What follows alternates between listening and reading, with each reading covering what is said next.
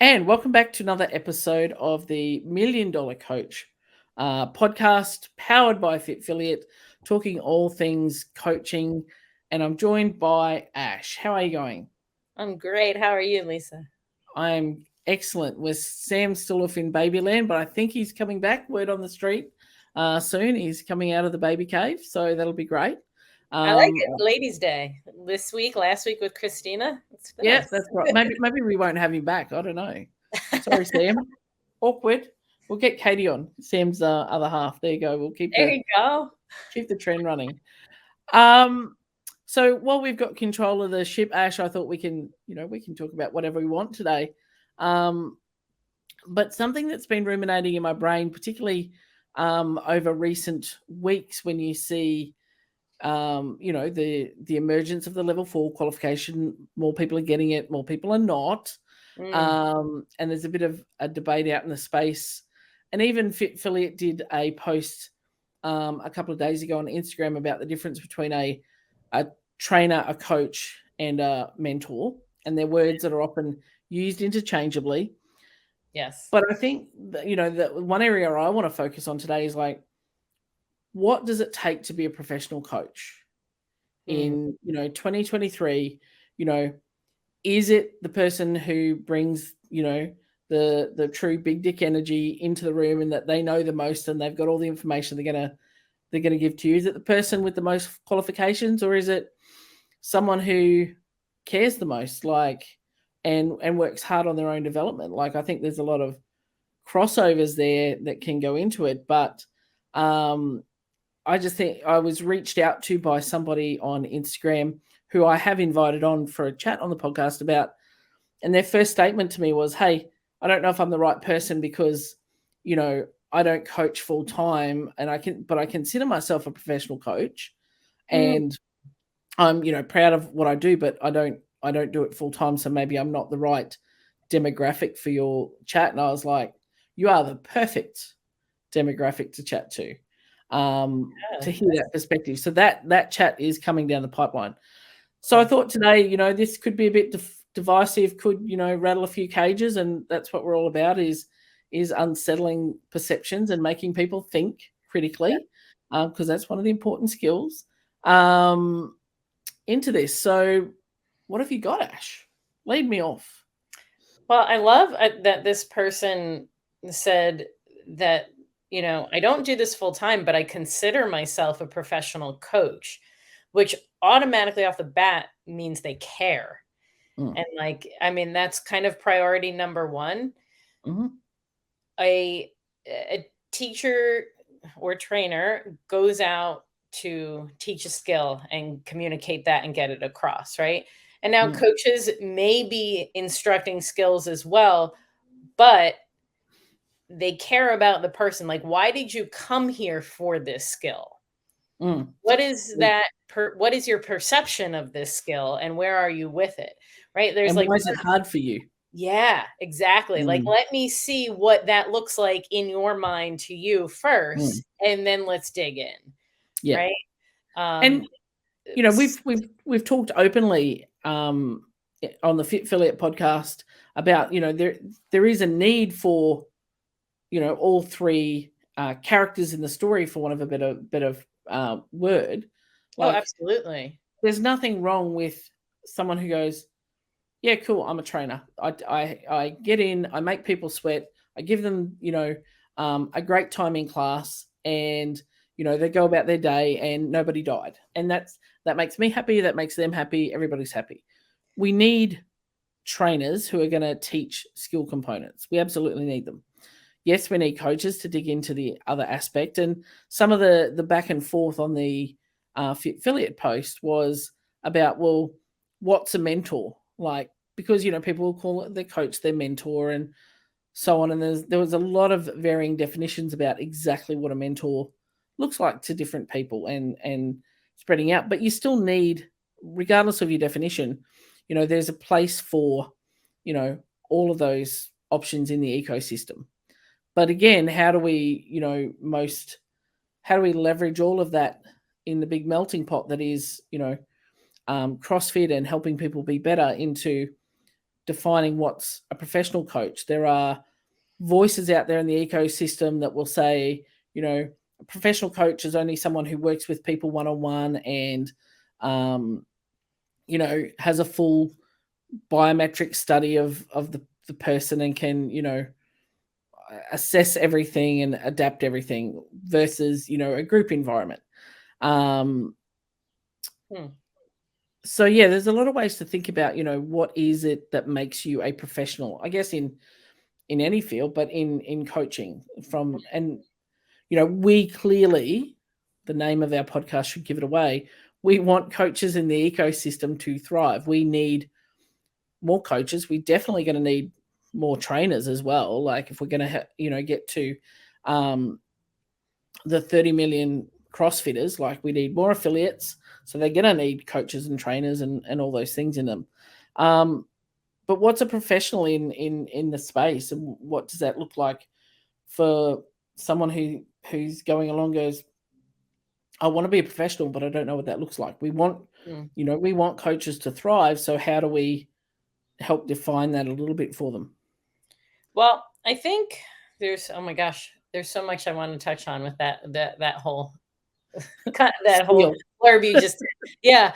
I mean, first, I think the other thing to know is that coaches can also play the role of mentor and teacher trainer as well, right? Or trainers may coach sometimes. Like it definitely doesn't mean you're in one box. Like you may specialize in one box, but I think the capability of playing all the roles are definitely there. And I think it's interesting that you had mentioned that there is some chatter out there that in order to be a coach, you have to work one-on-one because you can't do it in a class and you have to have bio screens and this, that, and the other thing. But that's all that's just movement coaching where, coaching in general, in my opinion, I think what affiliate represents is being able to affect behavior and get people to think differently themselves to come to a conclusion, a realization, a result, whatever. So I don't think so being a professional coach, I mean, I think it can be seen in a number of different ways. I don't think there is one definition, one box that it fits in. I keep using this term box, but I feel like we have this need to like be able to identify and define things so clearly. But like the one thing about life that I think we all know is like there is a whole lot of gray, guys. Like that's just life. So you don't have to be, marking some 40-hour a week checkbox doing coaching to be a professional coach. You just have to understand your impact on others and I think the power that it has and take responsibility for that power. And to be honest, if you're going to be what we would define as a coach, so, working on, having a lot of conversations around behavior and then affecting behavior change and changing in thought patterns, 40 hours a week, you are cooked. Like you cannot do that because you are getting it, it's easy. Well, it's not easy. Like if you're training, if you're running classes for 40 hours a week, you're going to be cooked as well. Like, don't get me wrong, but it's a lot harder when you're having that, more in-depth, deeper conversation. It takes more from you if you're going all in as a coach. So rather than just going, oh, there's Ash, yeah, she doesn't squat below parallel, she just can't, and moving on to the next person, kind of crop dusting cues like, hey guys, chest up, knees out, and just working around the room and then high-fiving, going, great class, guys, versus, hey Ash, you've been here a while now, like, you seem reluctant to want to squat to depth, and I know I've seen you do it, but you don't seem very comfortable with doing it consistently. Like, why is that hard for you? Well, I feel like, uncomfortable when I do it. Okay, cool. Where does that come from? Well, I couldn't get out of the bottom of a squat once and I didn't have a spotter and I was really worried that I was going to be pancaked. Okay, cool. So now we're working with something that we can change a behavior and go, how do we create an environment that sets you up for success when squatting so that we can help you feel safe and get past some of that stuff and get you squatting to full range, not going, oh, Ash she's just uncomfortable. She doesn't like to squat to depth. And then not doing a thing about it. Like it's that having that deeper conversation. And if you did that for 40 hours a week, like you are toast. Like even, coaching clients, I guess, as we do here at Fit Affiliate, like, most of the coaches have, a handful of clients. So it's, you don't want it. And that's still a lot in the week to get into it with people about what's stopping you from doing the things that you need to do to move you forward. Not, well, why aren't you doing it? It's, it's not that simple. And I think being a professional coach is being prepared to stop and look for those other opportunities to learn more about, your clients or their situation versus, well, you just need to work harder. You just need to do more.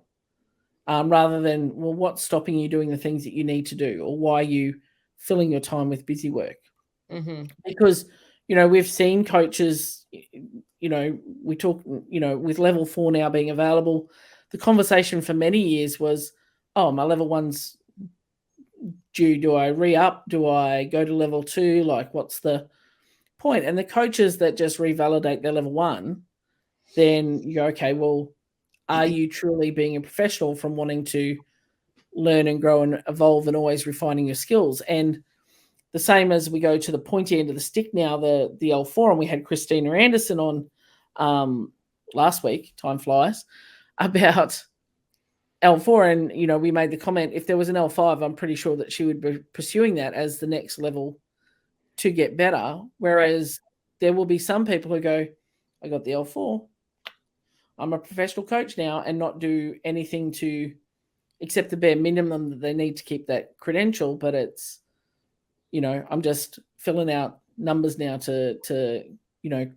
dot my I's and cross my T's, not actually for the purpose of ongoing learning. Right. Or people with their L3s, someone who spends their 3 years or 5 years of that accreditation learning and accumulating stuff versus 6 months to go, I need to get all my CEUs in now.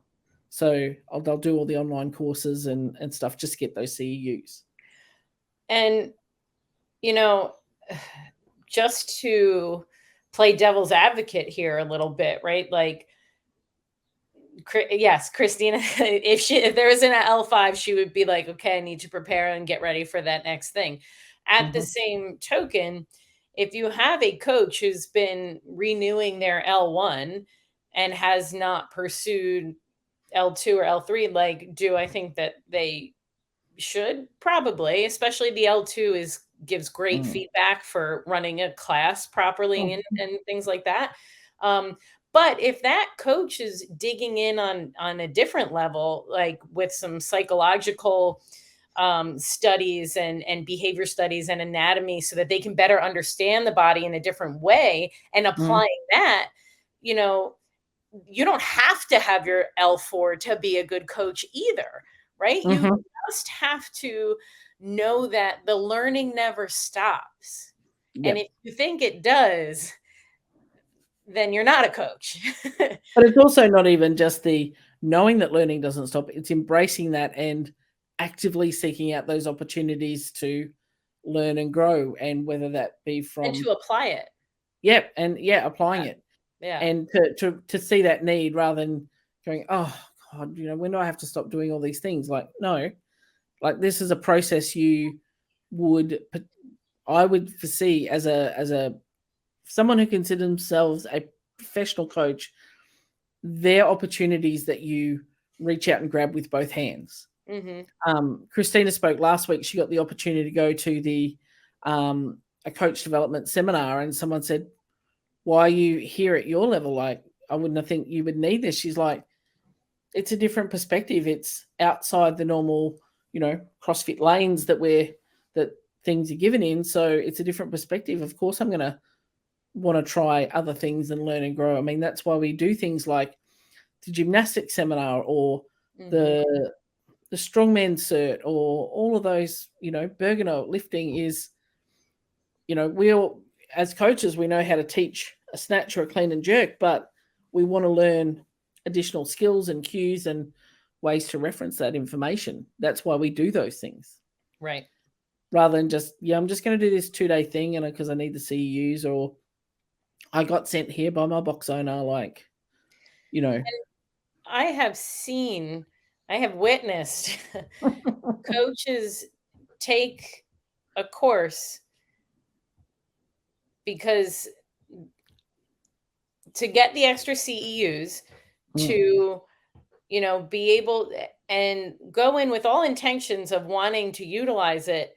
And then all the opportunity that presented them like in front of them for them to really like kind of apply it. And it would mean they kind of had to take a step backwards for a little bit, but then they don't utilize it. So at that point, it's like, is right. Like that, I don't know if that's a discussion on coaching or not, but like, well, it's behavior. It is, right? Like, because we need to be able to like have awareness of our own behavior too. And the way we apply things to ourselves and to our classes and clients and so forth. So yeah, I kind of got off on a tangent there. That's what we do here. We do it and we love it. But that's kind of one of those things where it's like sometimes we get information that we're like, you find out you were doing something wrong and you're like, I've been doing this wrong the whole time. Well, I'm just going to keep doing it that way because that's how I've always done it. It's going to take a lot of time to fix that. But then how are you going to help somebody else fix it if you don't pause and try to fix it yourself, right? And how are you going to get other people, how are you going to convince the people who need to make those changes for their behavior so that they can be able to succeed if you aren't embracing that yourself? And it's interesting, like we talk about, again, like I hate to keep using Christina as an example, but she's a fine example. She is a great example. Talking about that, getting her L4 didn't miraculously get her a pull-up, but it doesn't mean she cannot coach the shit out of a pull-up and help you understand the progressions, because she herself has had to work those progressions, and people see, I think one of the things I listened to recently, it's like, you don't need to have all the movements, but if your members and community see you working to get better, it's like, yeah, my mobility sucks, so I'm always on the foam roller, I'm always on the lacrosse ball, I'm working those things. It's like, oh well, if it's good enough for the coach to work that. On the flip side, I've seen some excellent athletes come into the gym and be coaches because they were the best athletes on the floor, and that's kind of how a lot of people were promoted to coaching back in the day.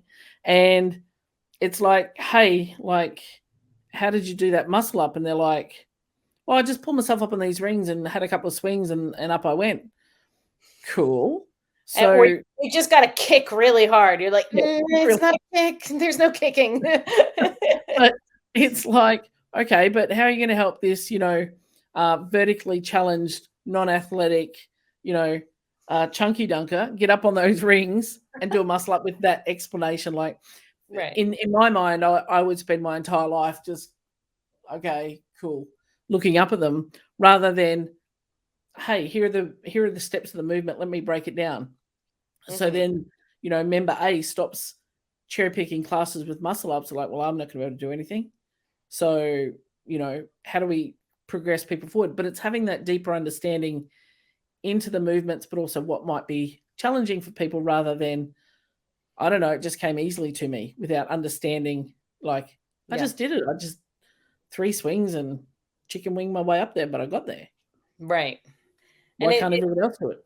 it is interesting that we're automatically, kind of referred to as coaches in Mm. this environment, and that's a whole nother discussion, I think. Um, it was with the best of intentions, obviously. Mm. Um, Well, but everyone was replicating the original CrossFit box, and Greg Glassman was up front. He was known as coach. Well, you know, level one, you're going to go out and you're going to teach people, and even though it's a CrossFit trainer certification, it's not like a coach. mhm, That term has just been used, interchangeably. So there's a lot of people walking around with coach on the back of their shirt that, maybe trainer is more appropriate. And like every man and their dog, or every person and their dog can be called a coach now. And I was having an interesting discussion on Instagram the other day with a friend of mine who's studying psychology, and she wants to get into trauma coaching, and she was on this particular bent, like coaching is unregulated. There's no qualification. There's no anyone can call themselves a coach, and you see some people who build themselves as some sort of a life coach, and like in trauma and that, but haven't had any formal training in that, digging around in people's big stuff. right. And how if you haven't taken the time to pursue additional learning and pursue additional information and resources, it can be a bit of a nefarious title to give yourself as a coach and then start digging around in people's deep dark recesses. Yeah. There needs to be scope of practice, but she was highlighting the fact that all these people are coaches, and they're this coach and that sort of coach, and ultimately they're not. They're just going to give you, here's what worked for me, but that's not necessarily coaching. That really slips back into that trainer, is like, because that worked for you, that does not mean that that's appropriate for me to even follow that path. Right. And it can be quite tricky to go down that path, because once people have that title coach, they don't want to give that up easily. Yeah. And we come down to the whole ego conversation. And then, as Affiliate threw into the mix the other day, you've got that mentor conversation. Mm. And Somebody commented that mentor could also be paralleled, or they asked if mentor was also paralleled with guru. yeah, Right? yeah, Yeah. and look, it absolutely can be. I mean, the perspective I took is that a mentor is almost like a specialty coach. Like, I see you as a person who has achieved a particular skill or something that I want to achieve. So I'm going to come to you, and you can help me along the path that you went. Like, you're not necessarily looking to change my behaviors. It's more about, well, here's the path I followed. But they're limited by where they achieved, or, where they got to their finish point. Mm. So, a mentor can't really take you beyond what they themselves have achieved, because they've run out of guideposts Right. on the way. So then you need another mentor for the next part of the journey. Whereas a coach Mm. isn't telling you about their own journey. They're not, taking you through their own path. It's, where do you want to go? Okay, what's the quickest way for you to get there that you're going to take action? And why aren't you taking action? And shining a light on the areas that you probably have been avoiding shining a light on. Mm-hmm. And identifying patterns in behavior. So that for me was an important differential in that. And that, yeah, mentor and guru could easily slip into, well, this is how I did it. Here's the template. Here's the solution. You need to do this to be successful. Do I? Does that fit for me? Right. And I guess if we get back to the original sort of the way that we started on this is, the elements that make a professional coach, how that fits underneath that umbrella then of, recognizing those lines between training, mentoring, coaching, behavior, versus tactical or strategic or, templated advice. Right. Yeah, I mean, it's interesting. While you were saying that, I was trying to bring it back to movement and like CrossFit, and the easiest thing that, or the first thing that came to mind I was thinking of is, um we'll use Tony, since he's so really passionate about the coach. So Tony's going to be the coach in this situation. You and I both want to overhead squat. You have no shoulder mobility. It's Mm, horrible. My shoulder mobility is amazing, but I have no stability, mm, right? I'm willing to work on the mobility. I do the mobility, I do the strength, but I don't have stability. You don't want to work on your mobility, but you sure as shit want to overhead squat, excuse my language, right? And you're strong as a bull, you're stable, but you need to work on the mobility. So now Tony has both of us, and he has to get me to work on stability and convince mm, me that it's important, or not convince me. He has to find my limits, right? Ask me why I might have limits in the stability.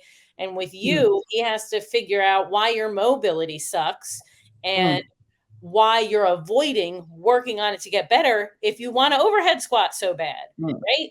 Two people want to do the same thing, have two totally different problems, and mm, maybe different reasons for those problems. mm, Maybe you had a I don't know, a boyfriend or something that was a yoga instructor, and you're like, if I have to do one more thing, I'm never like, who knows, right? Like, yeah. who knows? Mm, Maybe I was a waitress, so I just mm, don't want to work on holding anything over my head for more than 5 seconds, right? I don't mm, know. But mm, again, it's like he's going to have to talk to us. He's going to have to do some movement evaluations on both of us. And then he's going to mm, have to figure out, you know, what in our minds is limiting us from doing the work we need to do to be able to get to that overhead squat, because we mm. can do it. We just are going to have to Yep. spend time in different things. Yeah, and I mean that's where we talk about, we all know we need to eat more broccoli, drink more water, but sure as shit, no one is doing it willingly. It's Right. like, okay, what's stopping you do that? But in that instance, you've got a trainer who's going to say, you know, to me, lock your shoulders down, push up, and for you, it's going to be squeeze your belly, like squeeze your Hmm. belly tight. Hmm. That's what we've got. And we often talk here in Fit Affiliate about, stumbling over your own truth and falling into your own, falling over yourself, which we do often. And that is Tony's job then, is to help you realize like your own truth about, this would be better if I did that mobility thing, or I did some stability drills, like, and I don't do that because it's uncomfortable. And okay, so why are you avoiding uncomfortable things? And suddenly you start realizing it throughout your entire life, all the uncomfortable things that you've been avoiding. Right. And all, or the other side, it's not you've been avoiding it, but you've been so stuck in the comfort that Mm, you just don't know how to approach the mm-hmm, uncomfortable thing, because you're mm. afraid it's not safe. You're afraid you're like what might be on the other side, right? Yeah. And, having a coach to ask you the questions, if I feel like that something is my idea, I'm way more likely to do it and execute on it than if someone tells me what to do. And I don't think I'm a special snowflake. I figure that happens a lot across the general population of the world, is that, and I think anyone who is in a relationship with another person will vow that they could tell their partner to do something a million times and it's not happening, but then they come back to them one day and go, "Oh, I've just had this really great idea. I think I'm going to do this, this, and this." Is like, no shit, Sherlock. That's what I've been telling you to do for months. Hey, But I until feel it's your attacked. idea, I've lived it as well. But No, it's like, we all have. We yeah, all have. until it's your idea, and you can have ownership and Hmm. then be empowered to, hey, that's great. If that's the direction you want to go, let's go. Yeah. But we need to take action versus, just being told to do something. None of us like being told what to do. But unfortunately, I think this is where we get a glitch in the matrix, I guess, or in the force, depending on what theories you subscribe to. But um, people turn up wanting the answers. Yeah. Because A, they don't do the uncomfortable things, but they turn up wanting the answers. So, affiliate owners are feeling some pain. The business is not what they want. They're struggling for members.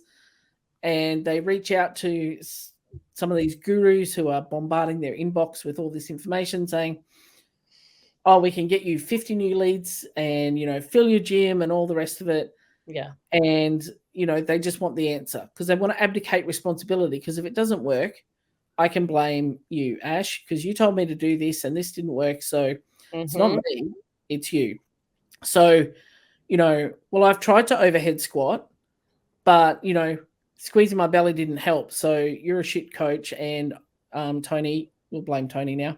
And that didn't work for me. I'll be the first and only time I get to say that about him. And, then I can abdicate that responsibility rather than understanding that, success or failure relies on me and my actions and taking ownership of those things. And, it's hard. Like when coaches are struggling to pay their bills and to move forward and go, well, I'm doing the things, I've got the levels, like why am I not like XYZ person, or why does nobody listen to me, or why, does nobody watch my reels apart from my mum, kind of thing. And understanding that, being given the answers doesn't necessarily guarantee the results. You've got to have that learning and growth along the way. Yeah, because sometimes, especially if you're not ready to receive them, we've used this example tons of times. Like, you can say knees out, hips back 50 times in the squat. And then one day somebody goes, oh, well, when I pressed my knees out, all of a sudden I noticed that I felt, and you're like, oh, 6 years yeah. now? Okay. Yeah. Right. But like they weren't able to receive it for whatever reason. And that's the thing, is like, that's what people don't understand. Sometimes is that, it's, you can get all the answers you want, but if you're not ready for them, it's not going to matter. I remember when I was running my affiliate, I had one member, Craig, and I'll name him because he knows, but he would regularly, we used to say that he had Craig's book of coaching cues, because he would regularly come to me with something that I had said to him maybe the week before. He goes, oh, I was thinking about this, with the thruster, if I just rest at the top, this is way more efficient than, coming down and resting here. I went, you don't say. Or, some other thing. He had a whole book where he just would basically re-feed back to me the cues I'd given him, but it'd taken some time to percolate before he's like, oh, yeah, just jump higher. Okay, good chat. So away you pop. But have you heard me say that to you 1,000 times? And it's like, wow. But they've got, Craig. Yeah, Craig was in with me. Oh, yeah, that's right. He was in my pen when I was in. Yeah. Yes, he's an awesome human, and he can, take a bit of banter with the best of them. But we regularly would have those conversations about, he'd just come in with this new concept that he'd heard of, and I'm like, I've been saying that for like, a long time now. He's like, oh, yeah, probably awkward. And but until they're ready, the lesson doesn't come through. Yeah. Yep. So, and that's why I guess a lot of people who sign up for these programs where it's like guaranteed results and this walk away disillusioned. And unfortunately, because the gurus offering that would call themselves coaches, it's like, oh, I don't need coaching. It didn't work for me. Being given a templated solution didn't work for you, and having more and more work thrust down your throat to be ever busy didn't work for you. Yeah. Maybe, learning how to embrace freedom and be okay with the concept of, I don't have to work 80 hours a week. I don't have to suffer. My calendar doesn't have to be full for me to be A, successful, and B, a professional in my craft. Which is, something, I've been part of some discussions about recently is, when we talk to people about offering them freedom, people don't know how to accept that, don't know how to square the way in their brain that that's okay, because we're beaten into us this hustle and grind mentality about, if you're not working hard, then you're hardly working, but that's not the case.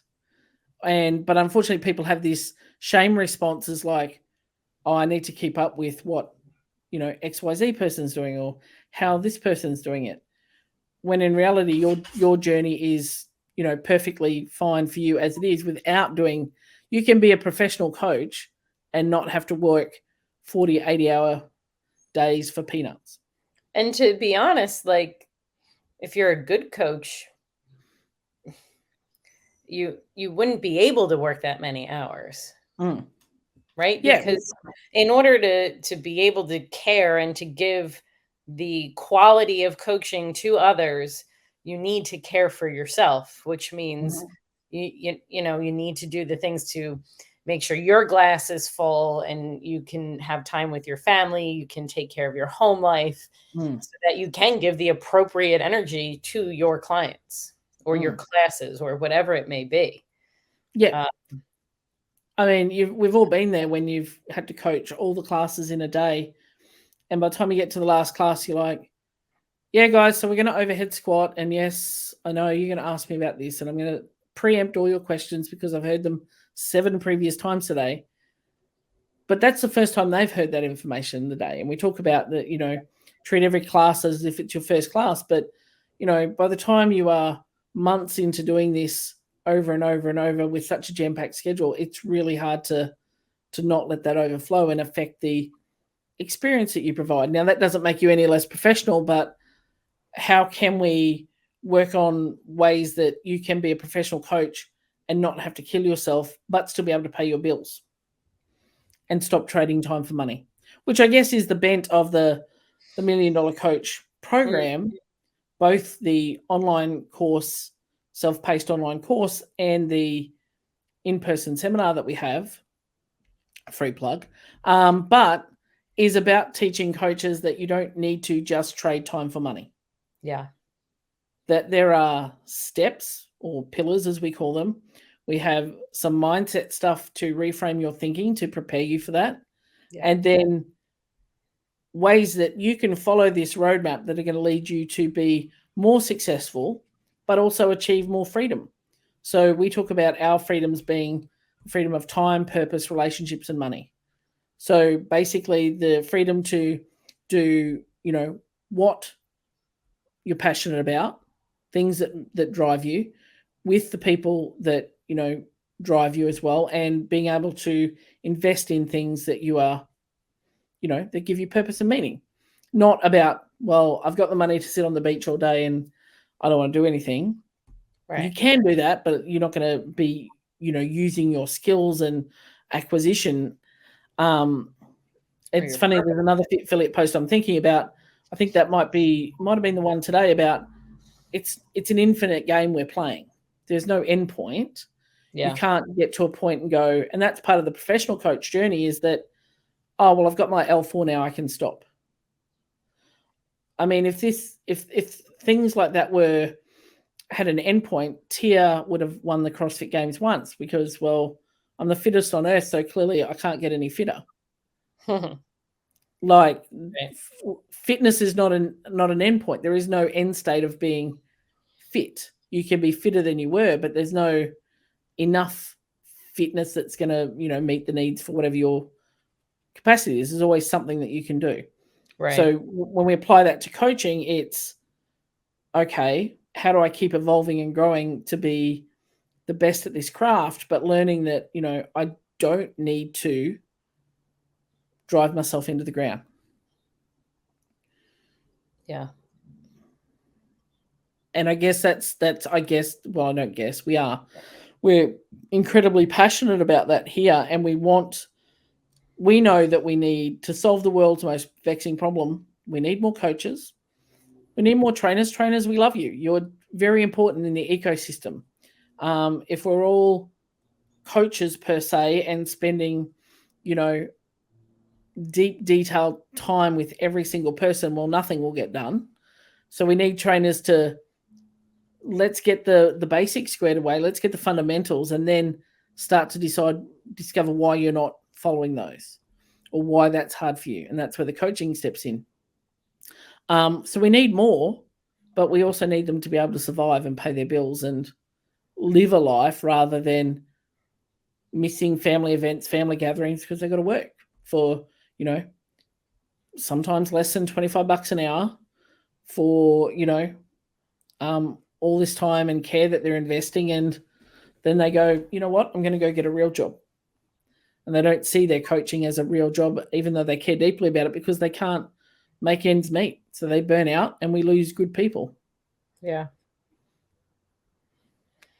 There's a better way. And, I guess the point of today's podcast, we've touched on a broad range of things, but really about being a professional coach. Don't limit yourself to thinking, well, I have to do this full time to be a professional coach. If you're coaching 2 hours a week and you're learning and growing and you're focused on behaviors and wanting to affect behavioral change, and you're always developing and investing, importantly, in your skills and your experience, and coaches need coaches, then you're a professional by nature. Absolutely. And, that last point I touched on is investing. Like, you will need to make an investment in your development. Continuously, you need to. Yeah.